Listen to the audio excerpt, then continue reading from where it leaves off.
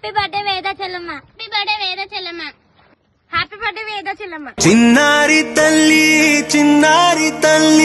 నా నింగి జాబిలి నీవెన్నెలంది వెలుగొందుతోంది నా గుండెలోగిలి నీ ఊసులోనే ఉసురాడుతోంది నాన్న ఊపిరి కాలాలు దాటి ఏనాటికైనా చేరాలి నీ దారి ఎన్నాళ్ళు